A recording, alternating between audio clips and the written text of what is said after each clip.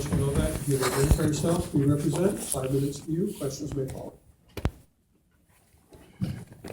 Thank you. Good afternoon, ladies and gentlemen. My name is Chad Novak, and I'm here on behalf of the Saskatchewan Taxpayers Advocacy Group, a grassroots organization proudly standing up for the individual rights of taxpayers, something that we're definitely lacking in this city and in this province. I'm here to address the issue before you about Westerra Shopping Centre discretionary use application. I'm going to come straight out and say that, we're here basically for the fair and equitable treatment of all Regina taxpayers. And that being said, I'll get into why I feel this needs to be happening, but I feel this application needs to be denied in full outright because of a number of different determination factors. I note that this Westerra development is quite an interesting piece of land. There was previous development plans that were perfectly valid and attainable, given that the utility servicing and zoning regulations that now exist for these lands. Neighbors, their current concerns that continue to be echoed from Brant and from New Alta and other areas in that area. Their concerns are very valid, and I don't think that they've ever really been addressed. I think they've been kind of minimized and looked over, and I don't think that they've ever actually been addressed. And I would like to see, hopefully, that they will be attending at City Council on May 30th to talk about this a little bit further. But I feel that the previous development plans were certainly complementary to the industrial area that is just to the southwest of this area.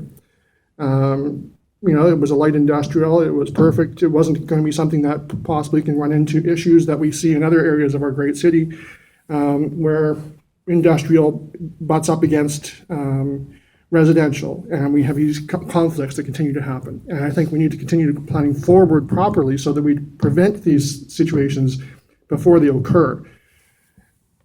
Now, I feel it would be in the taxpayers' best interest to actually extend an offer to the former landowners and anticipated developers to go with the development that they had opted for. However, if that's not realistic and probably won't be, I would encourage Harvard Developments and Forster Projects, the companies behind this Westerra, and coincidentally also behind Aurora on the opposite side of town, that they go ahead and develop this land as had always been planned for decades.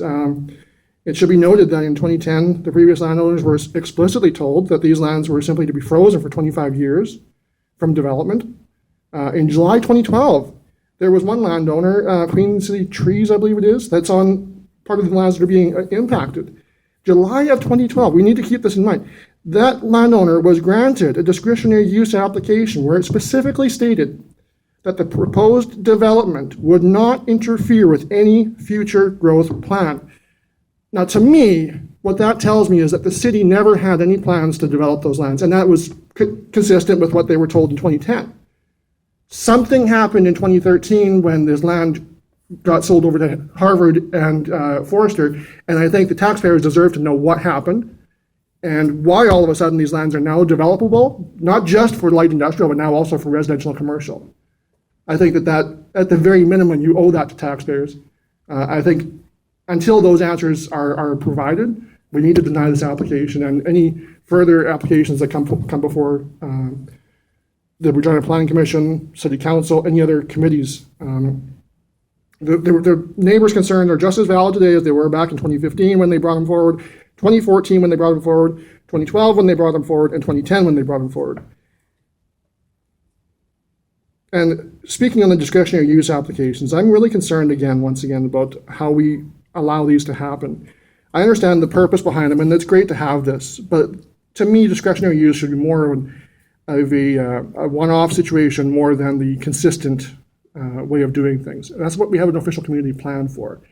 I remember when I was actually at the Southeast Community Plan open house, I had asked the planning department about exactly why is it that Aurora, for example, the commercial development, would be allowed to be developed when it didn't seem to fit in with the area that was consistent with our growth plans of 300,000, 500,000, things like that.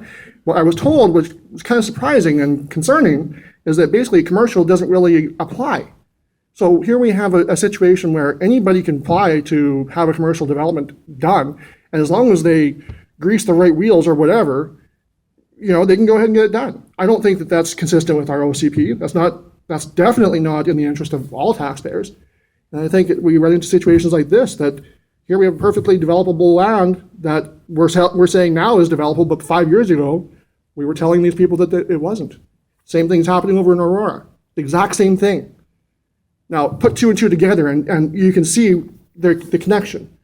It's a serious concern in this city that there are certain developers that run this city. And I think it's about damn time that we take them out of this. I'm going to stop you there, Mr. Novak.